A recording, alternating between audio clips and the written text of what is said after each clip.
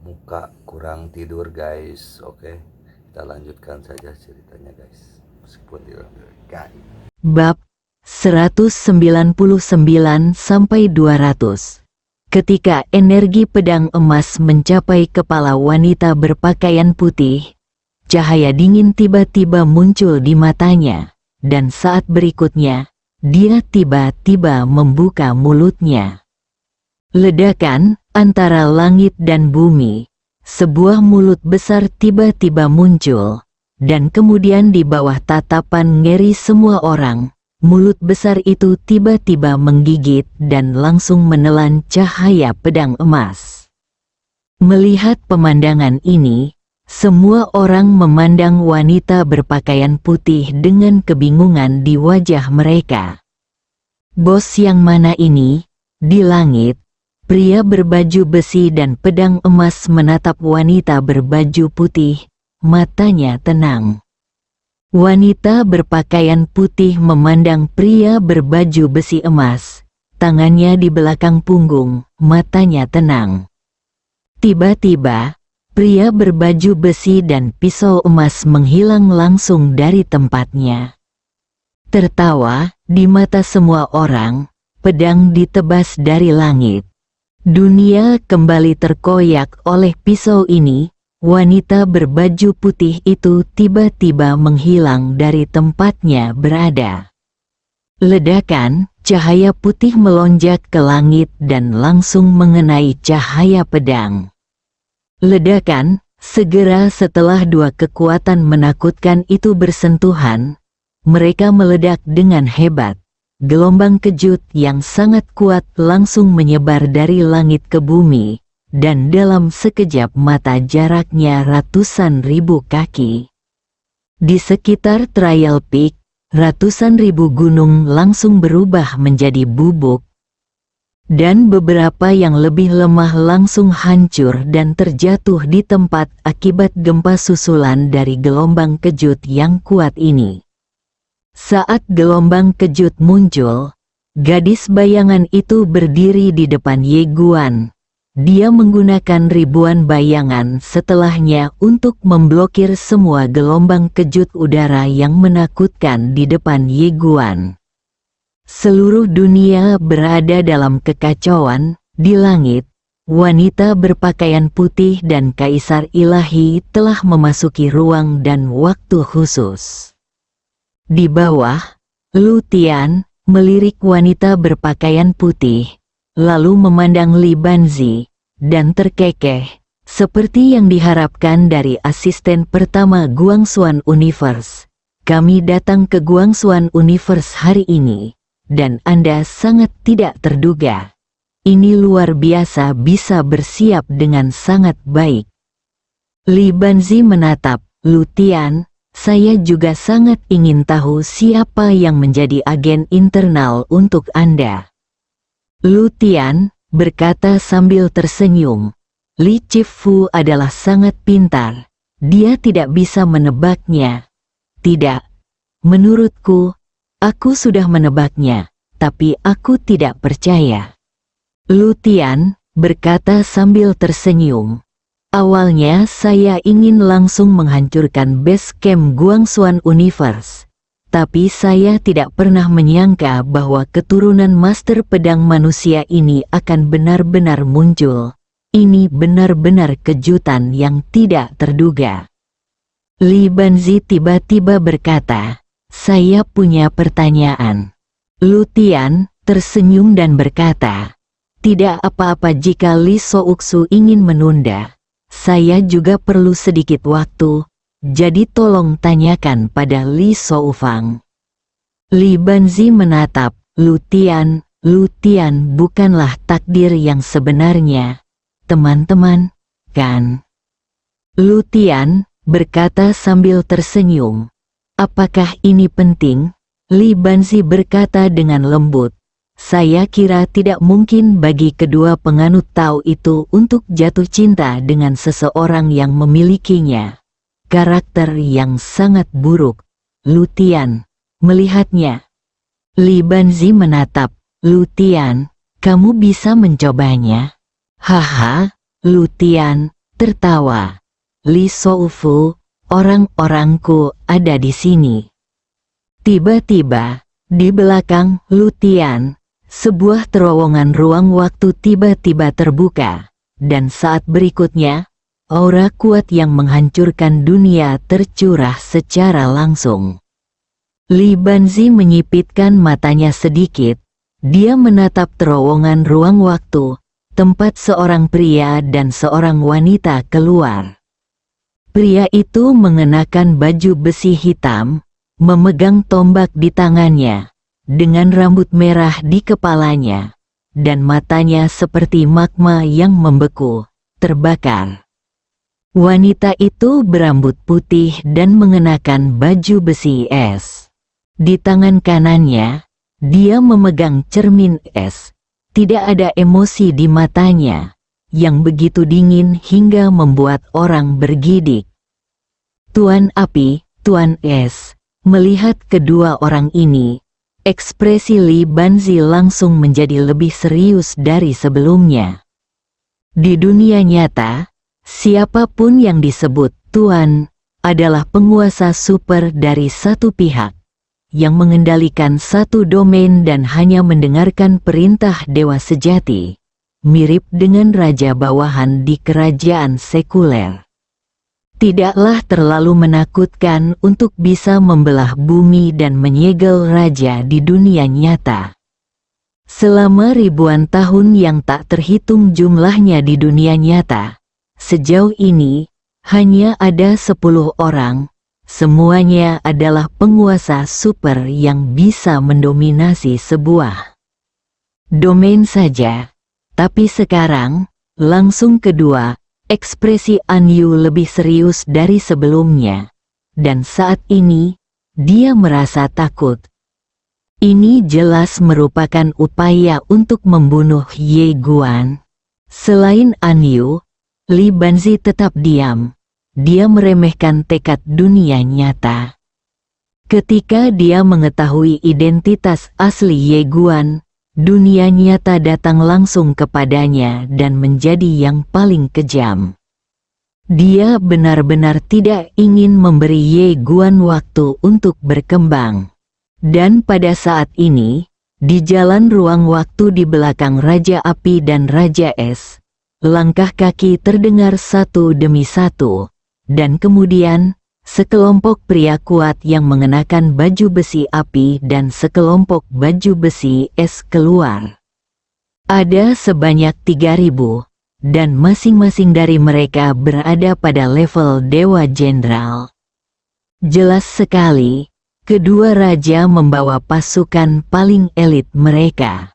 Operasi pemenggalan kepala, setelah Raja Es dan Raja Api muncul, mereka memandang Lu Tian, mengangguk sedikit, dan menyapa. Melihat pemandangan ini, wajah Li Banzi kembali gelap. Identitas sebenarnya dari Lu Tian mungkin lebih tinggi dari kedua tuan ini. Setelah membaca ini, sedikit kekhawatiran tiba-tiba muncul di mata Li Banzi, dan dia melihat ke kedalaman langit berbintang. Jika orang-orang kuat di dunia maya tidak kembali, Guangxuan Universe akan sangat sulit untuk dipertahankan.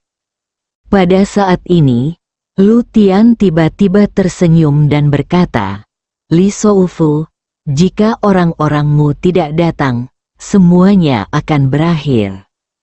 Setelah mengatakan itu, dia melihat langsung ke arah Ye Guan di kejauhan. Kalian berdua pergi dan bunuh ini orang. Astaga, yang ada di kegelapan, aku sedang menonton. Raja Api tiba-tiba menghilang, dan nyala api merobek lapangan, dan kekuatan api yang kuat langsung menuju ke Ye Guan. Bukan omong kosong, melihat adegan ini, Ye Guan terdiam. Dewa-dewa di dunia nyata ini benar-benar tidak memiliki etika bela diri sama sekali. Ini sungguh keterlaluan. Saat ini, dia benar-benar tidak berdaya. Menghadapi pembangkit tenaga listrik top ini, dia tidak bisa berbuat apa-apa. Saat ini, suara bos misterius di menara kecil tiba-tiba terdengar. Jangan terlalu banyak berpikir. Ini adalah perang antar generasi tua. Itu bukan sesuatu yang bisa kamu campur tangani sekarang.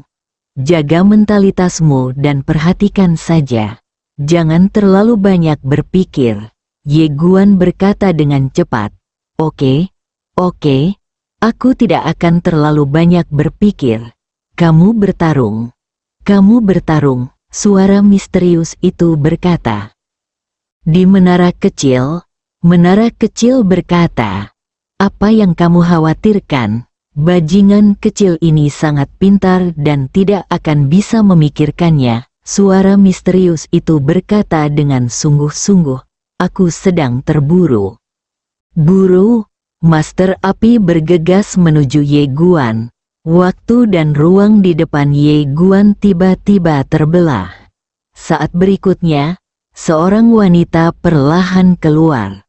Wanita itu mengenakan gaun sederhana berwarna awan kembali ke Ye Guan, dan Ye Guan sedang menonton. Selanjutnya, dia tiba-tiba mengulurkan jarinya dan menunjuk ke depan. Ledakan, sebuah tombak yang mengeluarkan nyala api berhenti di depan wanita itu, dan yang membuatnya berhenti adalah sebuah jari. Dengan satu jari ke bawah, tombaknya tidak bisa lagi menembus setengah inci. Di depan Yun Kun, kilatan kemarahan melintas di mata Yanzu. Dia meraung, dan dia mengayunkan tangan kanannya dengan keras. Dan kekuatan yang kuat meledak dari tombaknya. Pada saat ini, wanita dengan rok awan tiba-tiba menunjuk lagi. Ledakan. Sepotong api pecah dan gelombang kejut api yang mengerikan tiba-tiba meletus. Sang Raja Api langsung mundur hampir 1000 kaki jauhnya. Pada saat ini, wanita dengan rok awan tiba-tiba melambaikan tangannya, dan dalam sekejap, gelombang kejut api yang baru saja meledak langsung terhapus, seolah-olah tidak pernah muncul. Melihat pemandangan ini, hati Ye Guan bergetar. Wanita dengan rok awan ini begitu kuat. Setelah wanita dengan rok awan mengalahkan Raja Api dengan satu pukulan, dia tiba-tiba menoleh untuk melihat ke arah Ye Guan dan tersenyum main-main. Apakah kamu tahu siapa aku? Ye Guan bertanya dengan cepat, siapa seniormu? Wanita dengan rok awan sedikit mengangkat sudut mulutnya. Namaku Kibishian, sedikit lebih tinggi dari langit. Kibishian, Ye Guan dengan cepat bertanya dalam benaknya. Tuan Ta, apakah Anda mengenalnya? Xiao Ta berkata, ya. Ye Guan berkata dengan sungguh-sungguh, Tuan Ta, apakah Anda sudah bersama keluarga kami selama 3 generasi? Di sampingnya, Li Banzi juga menghela nafas lega.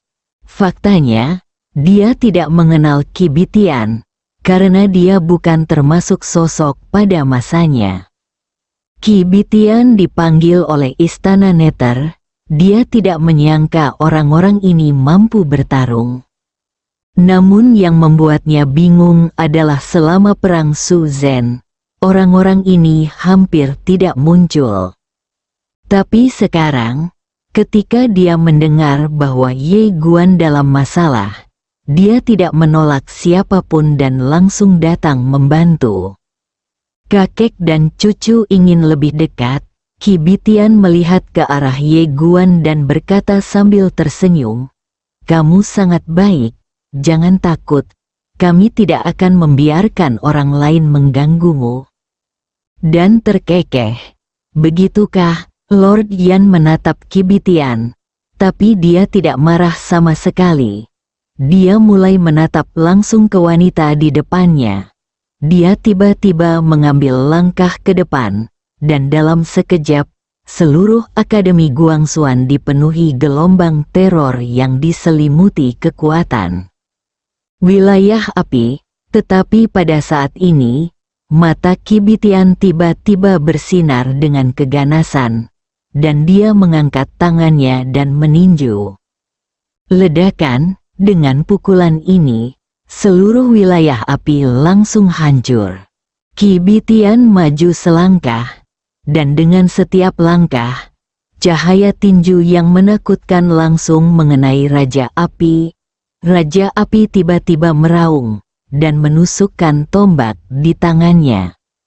Ledakan, saat ledakan yang memekakkan telinga terdengar, nyala api tiba-tiba pecah, dan Raja Api langsung terlempar. Tapi pada saat ini, seberkas cahaya es melonjak dari sisi Qi Bitian.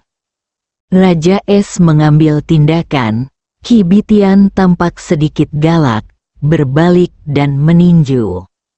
Ledakan, cahaya es itu langsung pecah. Pada saat ini, Raja Es tiba-tiba muncul di langit. Dia memegang cermin es dan mengarahkannya ke Qi Bitian. Dalam sekejap, pedang es meledak dari cermin es seperti hujan lebat.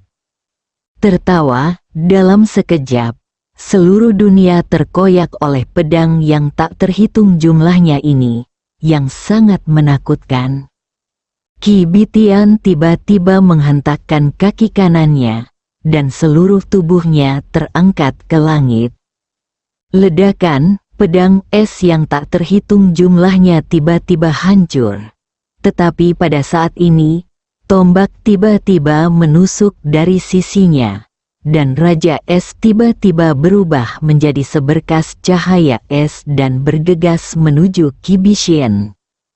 Sedikit keganasan muncul di sudut mulut Qi Bitian, dan dia tiba-tiba menekan tangannya ke kiri dan kanan.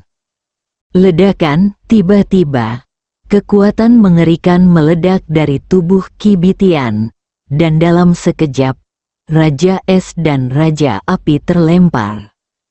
Tetapi pada saat ini, sebuah bayangan tiba-tiba muncul di seluruh lapangan. Target dari bayangannya bukanlah Qi Bitian, tapi Ye Guan di kejauhan.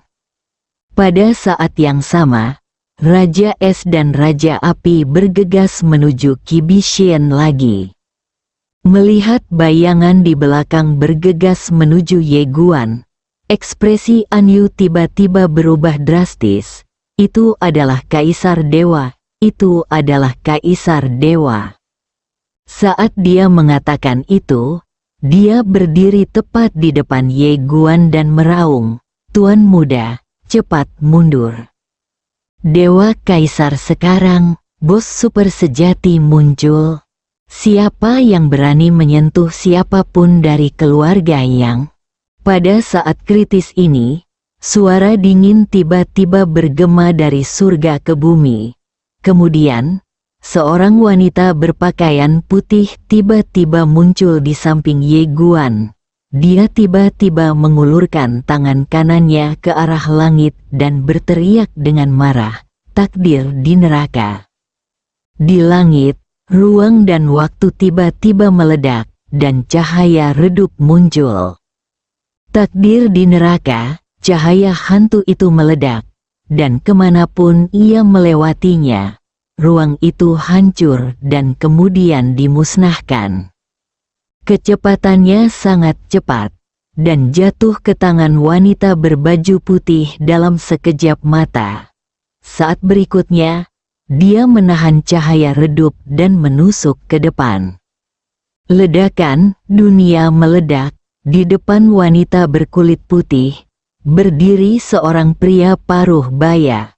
Pria paruh baya itu memegang pedang raksasa, dan pedang raksasanya terhalang oleh takdir neraka. Kilatan kemarahan melintas di mata wanita berbaju putih, dan tiba-tiba berubah menjadi seberkas cahaya dan bergegas ke depan.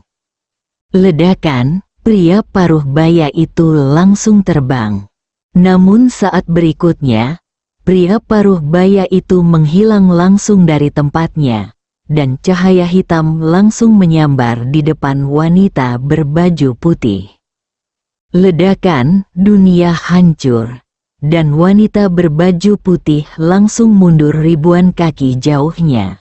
Tapi saat berikutnya, seberkas cahaya tiba-tiba merobek langit dan bumi, menebas pria paruh baya itu dengan kecepatan yang sangat cepat di dalam kedipan mata. Ledakan, pria paruh baya itu tiba-tiba mundur lagi. Di lapangan, wanita berkulit putih dan pria paruh baya melakukan gerakan gila, dan seluruh alam semesta Guangxuan mulai berantakan pada saat ini.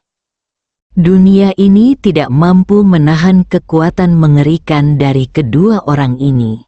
Saat ini, Tiadao telah berhenti bekerja, ada semakin banyak yang kuat, dan tidak dapat memperbaikinya, jadi ia langsung menyerang dan melarikan diri. Itu hanya pekerja paruh waktu, dan pertarungan di sini jauh di luar kemampuannya, jadi lebih baik kabur dulu. Pada saat ini, orang-orang kuat dari Akademi Guangxuan dan para jenderal ilahi itu juga memindahkan medan perang hingga ratusan ribu mil jauhnya. Tidak mungkin, area di mana Ye Guan berada terlalu menakutkan. Setiap kali orang kuat yang tak tertandingi muncul, sisa kekuatan yang dihasilkan dapat membunuh mereka. Oleh karena itu, mereka hanya dapat menjauh dari area inti. Di lapangan, Ye melihat area ruang waktu di kejauhan dengan ekspresi yang sangat serius. Wanita yang baru saja muncul juga seharusnya berasal dari zaman kakeknya. Saya harus mengatakan bahwa pria kuat di zaman kakeknya sangat kuat. Kekuatan wanita berkulit putih dan pria paruh baya sungguh menakutkan. Setiap kali mereka menyerang, mereka dapat menghancurkan dunia. Untungnya, mereka telah memasuki ruang dan waktu khusus menahannya. Mereka melemparkan. Tidak jauh dari Ye Guan, Lu Tian mengerutkan kening, karena ketika Kaisar Ilahi muncul, dia menemukan bahwa orang yang menghalangi Kaisar Ilahi bukanlah orang yang diam-diam menatapnya. Wanita berkulit putih yang memegang takdir neraka itu sangat kuat, dan benar-benar dapat menekan seorang Kaisar Dewa. Saya harus mengatakan, ini sangat menakutkan. Dan siapakah orang yang diam-diam mengambil tindakan? Lu Tian mengerutkan kening dalam-dalam. Pada saat ini, dia juga menjadi sedikit waspada. Siapakah orang-orang kuat tak tertandingi yang muncul satu demi satu? Anda tahu, dunia nyata dan Guangxuan Universe telah bertarung selama bertahun-tahun. Mereka semua tahu tentang pembangkit tenaga listrik teratas di Guangxuan Universe. Tapi sekarang, dia belum pernah melihat satupun pembangkit tenaga listrik teratas ini pernah berpartisipasi dalam perang itu. Yang paling penting adalah tidak hanya jumlahnya lebih banyak, tetapi masing-masing lebih kuat dari yang lain. Dari era manakah orang-orang ini berasal? Mata Lu Tian penuh keraguan. Tidak jauh dari situ, Li Banzi memandang wanita yang memegang takdir neraka di Tianji, dan berkata dengan lembut, Nona Tianxiu. Dia juga tidak terlalu mengenal Tianxiu. Dia hanya tahu bahwa dia adalah sosok dari era mantan Master Pedang King San. Dan dia juga tidak menyangka ada begitu banyak pria kuat di era Master Pedang King San. Apalagi kekuatannya luar biasa, terutama gadis Tianxiu ini, dia mampu mengalahkan seorang kaisar dewa. Dewa kaisar, bahkan jika ditempatkan di alam semesta nyata, dia tetaplah pembangkit tenaga listrik teratas. Tetapi pada saat ini, dia sebenarnya sedang ditekan dan dipukuli. Hampir tidak ada kekuatan untuk melawan. Li Banzi sepertinya memikirkan sesuatu, dan tiba-tiba berbalik dan bertanya kepada An Yu, bagaimana kabarnya? An Yu berkata dengan suara yang dalam, kami telah menghubungi paviliun bela diri Paviliun Zouji Xiambao. Mereka telah mengirimkan semua orang yang berkuasa dari paviliun bela diri ke akademi, paling banyak setengahnya. Waktunya akan tiba. Li Banzi mengerutkan kening, itu terlalu lambat. An Yu berkata, ini sudah yang tercepat, alam semesta terlalu jauh dari kita. Li Banzi bertanya lagi, sudahkah kamu menghubungi dunia maya? An Yu menggelengkan kepalanya. Semua terowongan ruang dan waktu menuju ke dunia maya telah dijaga oleh orang-orang berkuasa di dunia nyata, dan orang-orang serta pesan-pesan kita tidak dapat sampai ke sana. Selain itu, ada dewa-dewa yang kuat bergegas ke sini. Li Banzi tiba-tiba berkata, dalam 1 jam, kita harus bertahan selama lebih dari 1 jam. An Yu memandang Li Banzi, yang berkata dengan lembut, jika saya tidak salah, Tai Chu Jing dan yang lainnya di dunia virtual seharusnya menyadari ada sesuatu yang salah membawa orang-orang bersama mereka bagaimanapun caranya. Datanglah ke akademi. Saat dia mengatakan ini, dia sepertinya memikirkan sesuatu, dan ekspresinya tiba-tiba berubah. Sebelum itu, para pengkhianat dari dunia virtual pasti akan datang lebih dulu dan menangkap kita. Secara mengejutkan, dia berkata dengan suara yang dalam, bagaimana kami bisa melakukan itu? Tahukah kamu siapa pengkhianatnya? Li Banzi melihat ke kedalaman langit berbintang dan berkata dengan lembut, kekuatan pertama yang kembali dari sana dunia maya untuk melindunginya. Dia terdiam. Siapa yang memilih memberontak? Di lapangan, meskipun Tian Xiu dan yang lainnya membantu Akademi Guangxuan, mereka secara bertahap ditindas. Kekuatan para jenderal dewa dan raja dewa itu terlalu kuat. Di Akademi Guangxuan, hanya sekte pedang dan pengawal Guangxuan kuno yang hampir tidak bisa melawan mereka.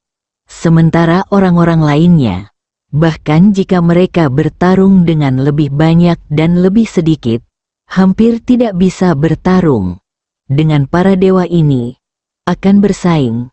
Terutama karena para dewa ini tidak dapat benar-benar dibunuh. Setiap kali mereka membunuh dewa, mereka dapat pulih dengan cepat. Meskipun mereka akan menjadi lemah, Akademi Guangxuan akan tetap lemah. Situasi menjadi semakin tidak menguntungkan bagi Akademi Guangxuan.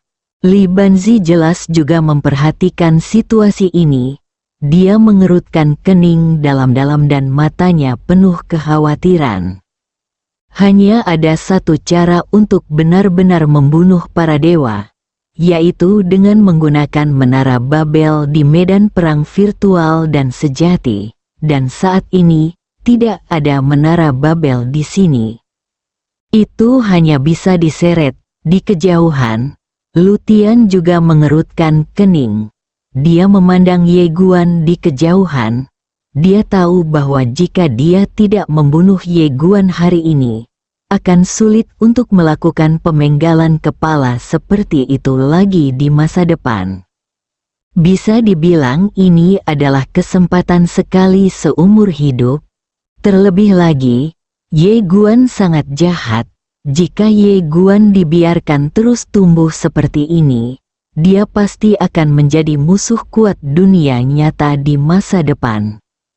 Anak ini harus disingkirkan hari ini, meskipun biayanya mahal. Setelah membaca ini, Lu Tian tiba-tiba membuka telapak tangannya. Di telapak tangannya, segel hitam besar perlahan melayang. Saat berikutnya, segel besar itu tiba-tiba berubah menjadi cahaya hitam dan muncul di langit. Ledakan, cahaya hitam tiba-tiba berubah menjadi pusaran air. Susunan teleportasi. Melihat pemandangan ini, mata Li Banzi tiba-tiba menyusut, dan tanpa ragu-ragu, dia langsung meraung, mulai formasi.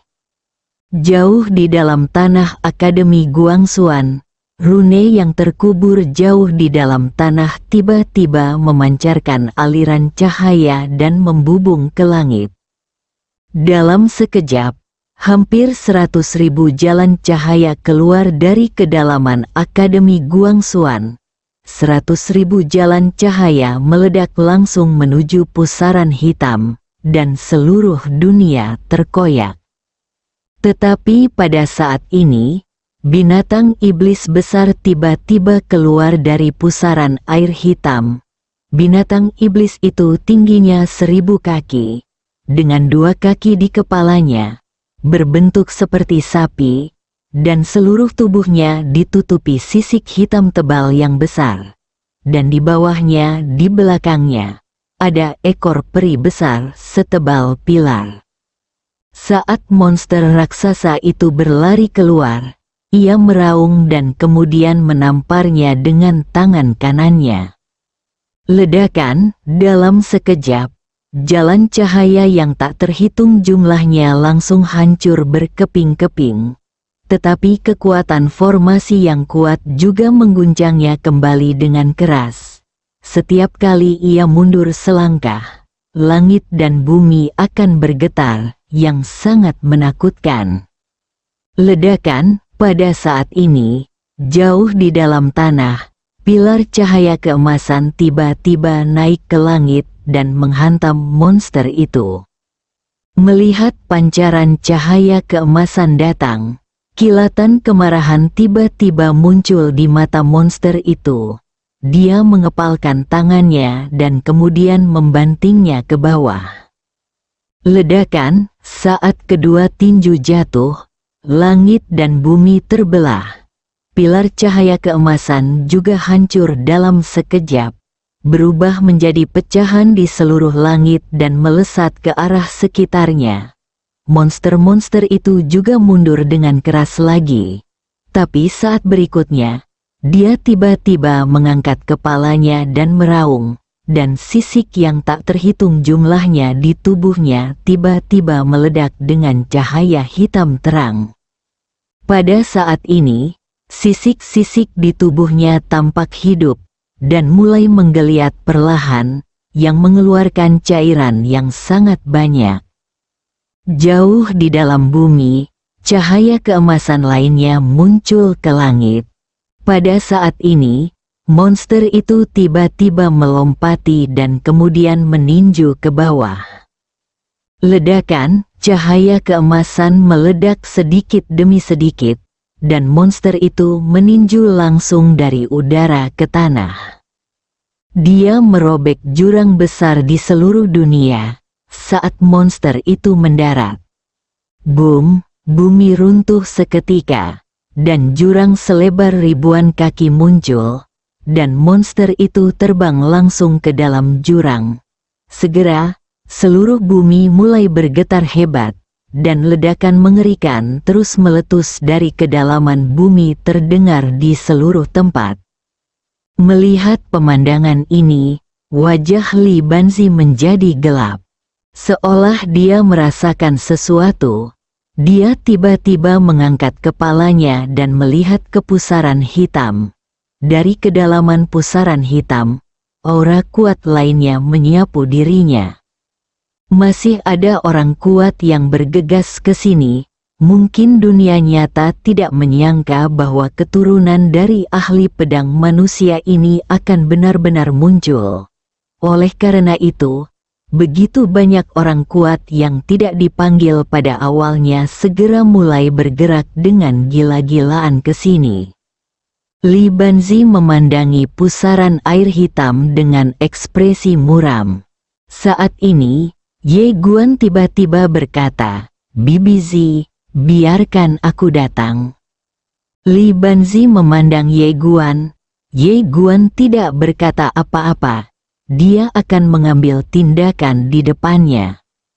Saat ini, wajah Ao Qian Qian masih sedikit pucat, tetapi lukanya jauh lebih baik. Ao Qian Qian menatap Ye Guan, "Aku akan menemanimu." Ye Guan hendak menolak, tapi Ao Qian Qian langsung mendekatinya, dan kemudian menempelkan alisnya ke alisnya. Ledakan, dalam sekejap, Ao Qian Qian berubah menjadi seberkas cahaya dan menghilang di antara alis Ye Guan. Ledakan, dalam sekejap, aura Ye Guan melonjak dengan liar. Ye Guan menarik napas dalam-dalam.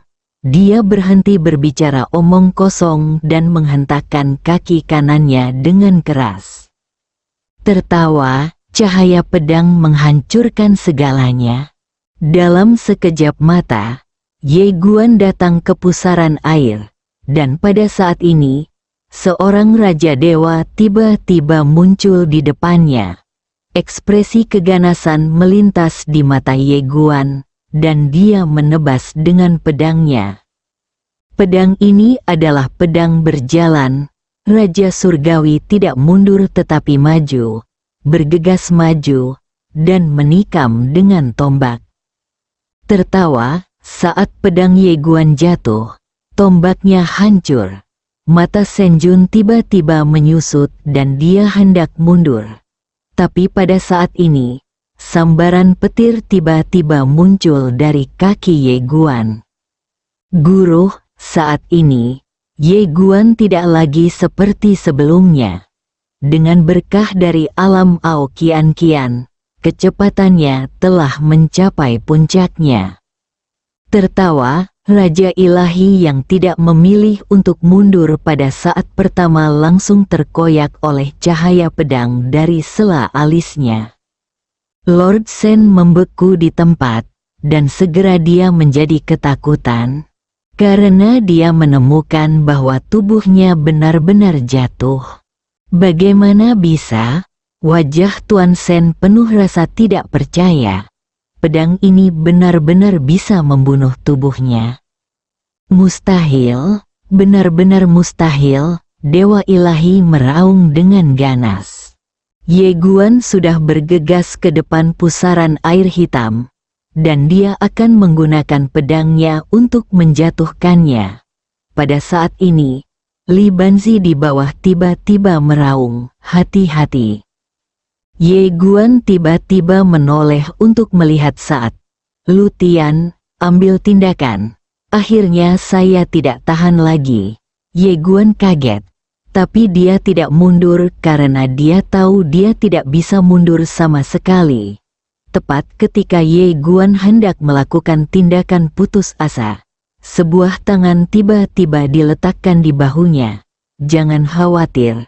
Aku tidak akan membiarkanmu diintimidasi." Bersambung.